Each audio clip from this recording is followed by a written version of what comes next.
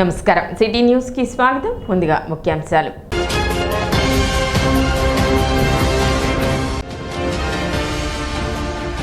ఎమ్మెల్సీగా ఆలపాటి రాజేంద్ర ప్రసాద్ విజయం సాధించిన సందర్భంగా మొక్కుబడులు తీర్చుకున్న టీడీపీ నేతలు.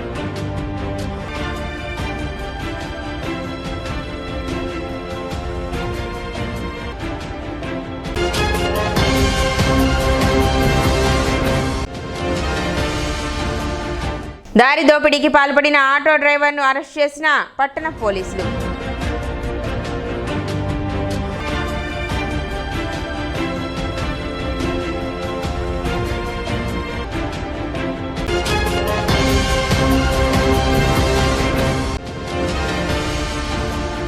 కొనుగోలు కేంద్రాలను తెరిచి ప్రభుత్వం అన్నదాతలను ఆదుకోవాలి.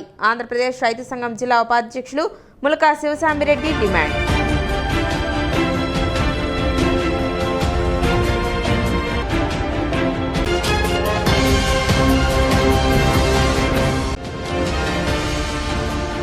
వన్-నాట్-8 డ్రైవర్ తనను లైంగిక వేధింపులకు గురి చేస్తున్నాడు అంటూ ఆత్మహత్యాయత్నానికి పాల్పడిన మహిళా టెక్నీషియన్.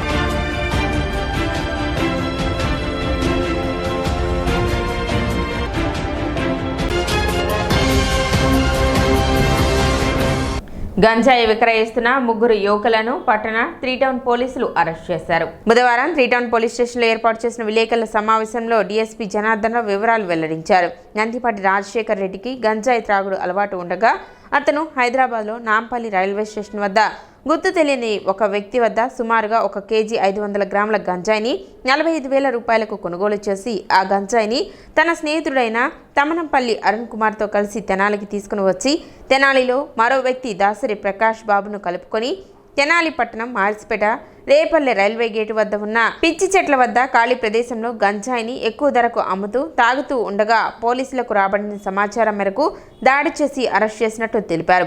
వారి వద్ద నుండి 1 కేజీ 500 గ్రాముల గంజాయిని స్వాధీనం చేసుకున్నట్లు డీఎస్పీ జనార్దన్ రావు తెలిపారు. సమావేశంలో సిఐ రమేష్ బాబు, ఎస్ఐ సిబ్బంది పాల్గొన్నారు. తెనాలి సబ్ డివిజన్ పరిధిలో 3వ పట్టణ పోలీస్ స్టేషన్లో ఒక గంజాయి కేసు ఉందనే సమాచారం మేరకు తెనాల 3 టౌన్ సిఐ గారు రమేష్ బాబు గారు, వారి ఎస్ఐ ప్రకాశ్రావు, వారి సిబ్బంది పెనపాడు రైల్వే గేట్ల దగ్గర రైడ్ చేయడం జరిగింది. అక్కడ రైడ్ జరగగా మనకి రాజశేఖర్ రెడ్డి, అరుణ్ కుమార్, ప్రకాష్ బాబు అనేవాళ్ళు గంజాయితో పట్టుబడ్డారు. ఇందులో రాజశేఖర్ రెడ్డి అనే అతను ఈ గంజాయిని హైదరాబాద్ నుంచి 1.5 కేజీ గంజాయి 45 రూపాయలు కొనుక్కొని వచ్చి వారి స్నేహితులు ఈ అరుణ్ కుమార్ అనే అతను, ప్రకాష్ బాబు అనే అతను వీళ్ళ ద్వారా ఇక్కడ వ్యాపారం చేసి డబ్బులు సంపాదిద్దామనే ఆలోచనతో ఇక్కడికి వచ్చారు. ఆ విషయం మనకు సమాచారం మీద మనం తెనాలి పట్టణ సిఐ గారు రైడ్ చేసి వాళ్ళని పట్టుకొని వారి దగ్గర 1.5 కేజీ గంజాయి రికవర్ చేయడం జరిగింది. వీళ్ళ మీద సస్పెక్ట్ షీట్లు ఓపెన్ చేసి ఫ్యూచర్లో వీళ్ళ మీద నిఘా ఉంచుతాం. అట్లాగే తెనాలి సబ్ డివిజన్లో ప్రజలందరికీ విజ్ఞప్తి చేసేది ఏంటంటే, గంజాయి సంబంధించి కానీ ఎటువంటి మీకు సమాచారం ఉన్నా కూడా మాకు తెలియచేసినట్లయితే దాన్ని పూర్తి స్థాయిలో అరికట్టడానికి మేము కట్టుబడి ఉన్నాం. దీన్ని మీరందరూ మాకు ఉపయోగించుకొని మాకు సహాయపడాల్సిందిగా పత్రికాముఖంగా మీ అందరికీ తెలియజేయడం జరిగింది. 1.5 కేజీ 45,000 రూపాయలు కొనుక్కొచ్చాడు. ఇతను ఇక్కడ ప్రకాష్ బాబు అనే అతను ఇక్కడ మనకి చిట్కో హౌసెస్లో ఉంటాడు. ఇతని ద్వారా మనం అమ్మకం చేసుకుందాం అనేది రాజశేఖర్ రెడ్డి తీసుకొచ్చాడు. వీళ్ళ 3 మనం అరెస్ట్ చేశాం ఈరోజు. ఈ నందిపాటి రాజశేఖర్ రెడ్డి అనేవాడు గోరంట్ల, అరుణ్ కుమార్ అనే అతను పేరేచర్ల గ్రామం, దాసరి ప్రకాష్ ఇక్కడ తెనాలి రోడ్లో టిట్కో హౌసెస్లో ఉండి ఈ బిజినెస్ చేద్దామని స్టార్ట్ చేశారు. వాళ్ళని మనం సమాచారం మేరకు అరెస్ట్ చేయడం జరిగింది. ఇంతకుముందు కేసులు ఏమీ వీళ్ళ మీద మనకి రిపోర్ట్ కాలేదు. వీళ్ళు తాగడం అయితే అలవాటు ఉంది. తాగడం అలవాటుతో పాటు ఇప్పుడు అమ్మకానికి అమ్మి డబ్బు సంపాదన ఆలోచనతో ఈ వ్యాపారం స్టార్ట్ చేశారు. ఆ వ్యాపారంలో లావాదేవీలు లాభాపేక్షతో చేయడం జరుగుతూ ఉంది. దాన్ని మనకు దొరికారు. తెనాలి జిల్లా ప్రభుత్వ వైద్యశాలను బుధవారం కాయకల్ప బృందం సందర్శించింది. Kayakalp state programme officer doctor Nirmala Gauri నేతృత్వంలో కాయకల్ప కార్యక్రమంలో భాగంగా అవసరమైన ప్రమాణాలు పాటిస్తున్నారా లేదా అన్న అంశాలను పరిశీలించారు. ఈ సందర్భంగా డాక్టర్ నిర్మలా మాట్లాడుతూ కాయకల్ప కార్యక్రమంలో భాగంగా వైద్యశాలను సందర్శించినట్లు చెప్పారు.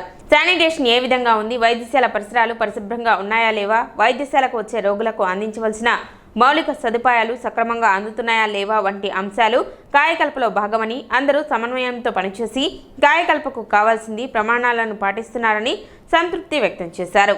గతంలో తెనాలికి అవార్డు రావడం జరిగిందని, ఇంకా ప్రమాణాలను మెరుగుపరిచేందుకు వచ్చినట్లు ఆమె తెలిపారు. కార్యక్రమంలో వైద్యశాల సూపరింటెండెంట్ డాక్టర్ సౌభాగ్యవాణి, సిబ్బంది, కాయకల్ప బృంద సభ్యులు పాల్గొన్నారు.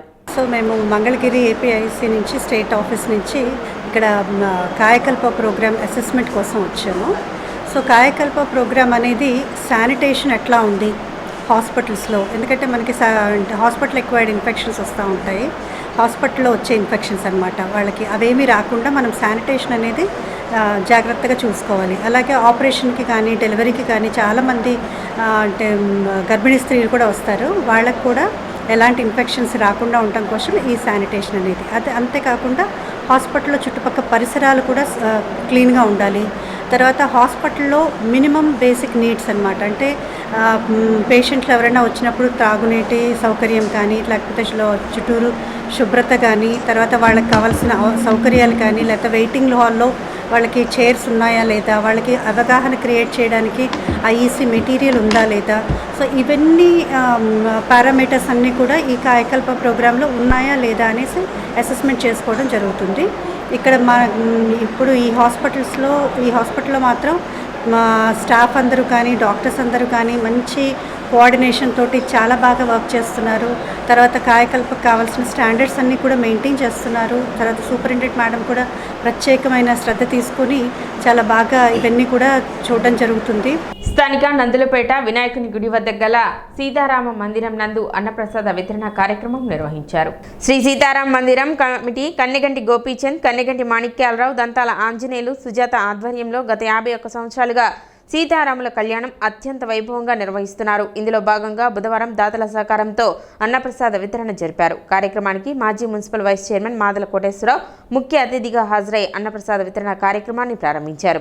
కార్యక్రమంలో నారాయణ, శివప్రసాద్, అకిశెట్టి వెంకటేశ్వరరావు, మధు, తోట, భానుమూర్తి, కన్నెగంటి వెంకటస్వామి, శేఖర్ మరియు పెద్ద సంఖ్యలో భక్తులు పాల్గొన్నారు.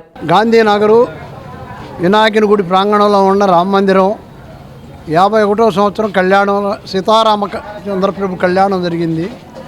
51వ సంవత్సరం కళ్యాణం, పట్టాభిషేకం, సత్యనారాయణ స్వామి వ్రతం ఇవాళ అన్న వికరణ సంతర్పణ జరుగుతుంది.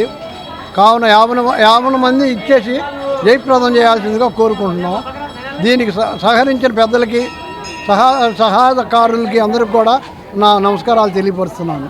శ్రీ వినాయక స్వామి సీతారామ స్వామి కళ్యాణ మండపంలో స్వామివారి 51వ సంవత్సరం కళ్యాణ వేడుకలు శ్రీ కన్నెగంటి సుబ్బారావు గారి ఆశయాల మేరకు వారి కుమారులు కన్నెగంటి గోపయ్య గారు, మాణిక్యాలరావు గారు తదితర పెద్దలు ఈ సంవత్సరము నిర్విఘ్నంగా కళ్యాణము, పట్టాభిషేకము అండ్ సత్యనారాయణ స్వామి వ్రతాన్ని నిర్విఘ్నంగా జరిపించి ఆనవాయితీని కంటిన్యూ చేస్తున్నారు.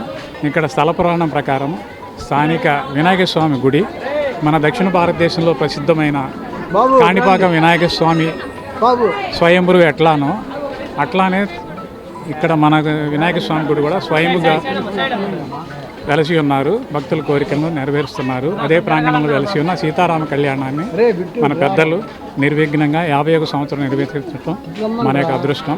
ఎమ్మెల్సీగా ఆలపాటి రాజేంద్ర ప్రసాద్ విజయం సాధించిన సందర్భంగా గంగానమ్మ తల్లి దేవస్థానంలో పలువురు టీడీపీ నేతలు మొక్కుబడులు చెల్లించుకున్నారు. 36వ వార్డు కౌన్సిలర్ బ్రహ్మేశ్వరరావు, లక్ష్మీనారాయణ, సురేష్, అంజిబాబు ఆధ్వర్యంలో ప్రభను కట్టి పట్టణంలో ఊరేగింపు నిర్వహించి అనంతరం గంగానమ్మ తల్లి ఆలయంలో మొక్కుబడులు తీర్చుకున్నారు. కార్యక్రమంలో urban bank chairman Mangamuri Hariprasad, municipal మాజీ చైర్పర్సన్ పెండెల వెంకట్రావు, రవి, రావి చిన్ని తదితరులు పాల్గొన్నారు.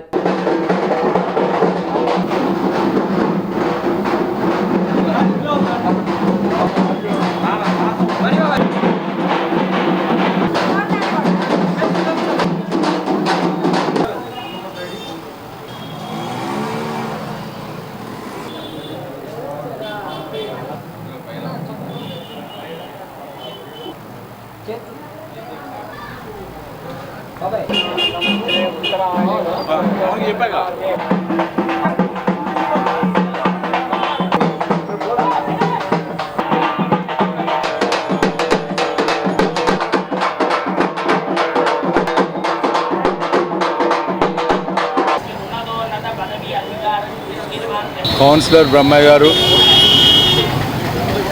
అదేవిధంగా సుబ్బారావు గారు, వీళ్ళందరూ నేతృత్వంలో వారు ఎమ్మెల్సీ ఎన్నికల్లో గెలుపొందితే ప్రభ కట్టుకోవాలని మొక్కుని ఆ మొక్కు తీర్చుకునే సందర్భంలో గంగానమ్మ గుడిలో, అదేవిధంగా గంగాదేవి గుడిలో ప్రార్థనలు చేస్తామని చెప్పి అక్కడ కొబ్బరికాయ కొట్టుకోవాలని ఈ రోజున ఇంత పెద్ద ఎత్తున ఈ కార్యక్రమాన్ని పెట్టి దేవుని ముందల, తల్లి ముందల మా అందరికీ కూడా దీవెనలు అందించినటువంటి ఈ నిర్వాహకులకి, అదేవిధంగా ఈ పార్టీ కోసం పనిచేసే ప్రతి ఒక్క కార్యకర్తకి ఆ గంగానమ్మ తల్లి దేవి యొక్క అనుగ్రహం మా అందరూ ఉండాలి. మంచి కార్యక్రమాలు చేసేలాగా, అభివృద్ధి చేసేలాగా ఈ పట్టణంలో వీరందరి పేర్లు చిరస్థాయిగా గుర్తుండేలాగా సేవ చేయాలని చెప్పి ఈ సందర్భం కోరుకుంటూ, నా గెలుపుకి పనిచేసిన ప్రతి ఒక్కరికి కూడా పేరు పేరున, మరి ముఖ్యంగా తెనాలి పట్టణంలో కానీ తెనాలి నియోజకవర్గంలో కానీ అత్యధిక శాతం పోల్ చేయడమే కాకుండా నా అనే భావన లేకుండా అందరూ కూడా నా విజయం కోసం కృషి చేసిన ప్రతి ఒక్కరికి కూడా, మరి ముఖ్యంగా ఈ వార్డులో ఉన్నటువంటి బ్రహ్మయ్య గారు, సుబ్బారావు గారికి, వీరందరికీ కూడా వారి కుటుంబాలకి నా హృదయపూర్వకమైనటువంటి దీవెనలు. వేమూరు తెలుగుదేశం పార్టీ కార్యాలయంలో నిర్వహించిన పబ్లిక్ గ్రీవెన్స్ సెల్కు విశేష స్పందన లభించింది.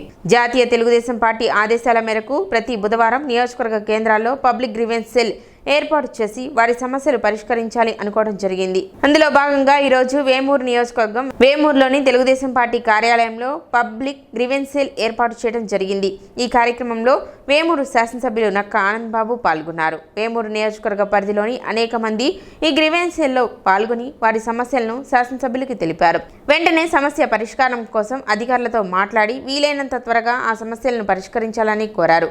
ఈ కార్యక్రమంలో వేమూరు నియోజకవర్గ తెలుగుదేశం పార్టీ కూటమి ముఖ్య నాయకులు, కార్యకర్తలు తదితరులు పాల్గొన్నారు. ఎన్నుకున్నటువంటి ప్రజలుగా మీకు అధికారం హక్కు ఉంది. నేను ఎక్కడుంటే అక్కడికి మీరు రావటం, మీ ఫిర్యాదుల మీద, మీ సమస్యల మీద ఇమీడియట్గా స్పందించడం అనేది మొట్టమొదటి నుంచి వస్తున్నటువంటి అంశం. ఏం కొత్త విధానం నేను అనుకోవట్లేదు. మూడోసారి నేను ఎమ్మెల్యేగా వేమూరు నియోజకవర్గ ప్రజల ఆదరాభిమానాలతో ఎన్నికయ్యాను. నేను ఏ విధంగా రెస్పాండ్ అవుతాం, సమస్యల పరిష్కారానికి మీకు ఏ విధంగా అందుబాటులో ఉంటాం అనేది అందరూ తెలిసిన అవసరమే. కాబట్టి ఇది కొత్తగా నేను భావించట్లా. కాకపోతే రొటీన్గా రాష్ట్రం అంతా ఒక ప్రోగ్రాం ఇచ్చారు కాబట్టి ఈ ప్రోగ్రాం మరింత ముందుకు తీసుకెళ్ళడానికి, ఇంకా ఎక్కువగా మమేకమై పనిచేయడానికి పనిచేస్తుందేమో, అధికంగా ఉపయోగపడుతుందని ఒక ప్రయత్నం చేయబోతా ఉన్నాం. దీనిలో ఒక రెగ్యులర్గా ప్రతిరోజు అంటే మీకు రెగ్యులర్గా ఎక్కడ ఉంటాం ఏంటి, లేకపోతే ఎక్కడికి వస్తాం, ఆ షెడ్యూల్ ఎక్కడికి వచ్చినా బయటకు వచ్చినప్పుడు మెసేజ్ రూపంలో మీకు తెలుస్తూ ఉంటుంది. కాబట్టి ఎక్కడ ఉంటే అక్కడికి వచ్చి మీ సమస్య చెప్పి పరిష్కారానికి చర్యలు తీసుకోవడానికి అవకాశం ఉంటుంది. ఇప్పుడు పర్టికులర్గా ఏంటంటే ప్రతి బుధవారం ముందుగానే చెప్తాను ఏ వారం ఏ మండలంలో ఉంటాం అనేది. కాబట్టి ఆ మండలంలో ఉన్నటువంటి ప్రజలు పర్టికులర్గా ఆ రోజు మీకు దగ్గరగా వచ్చినప్పుడు మీకున్న సమస్యలు చెప్పడానికి ఇది ఎక్కువగా ఉపయోగపడుతుందని నేను అనుకుంటున్నాను. ఈ దిశగా మా పార్టీ ప్రభుత్వం తీసుకున్నటువంటి ఈ కార్యక్రమం విజయవంతం కావాలని చెప్పి నేను కోరుకుంటూ, తెలుగుదేశం పార్టీ సీనియర్ నాయకులు ఏలూరు లక్ష్మీనారాయణ అనారోగ్య కారణంగా మృతి చెందారు. ఎమ్మెల్సీ ఆలపాటి రాజేంద్ర ప్రసాద్ లక్ష్మీనారాయణ భౌతిక కాయానికి నివాళులు అర్పించారు. ఈ సందర్భంగా వారి కుటుంబానికి ప్రగాఢ సానుభూతి తెలిపారు. కార్యక్రమంలో కౌన్సిలర్ పసుపులేటి త్రిమూర్తి, టీడీపీ నాయకులు కుద్దూస్, మునిపల్లి దుర్గాప్రసాద్, కొల్లూరు శ్రీధర్, గుమ్మడి ప్రసాద్ తదితరులు పాల్గొన్నారు.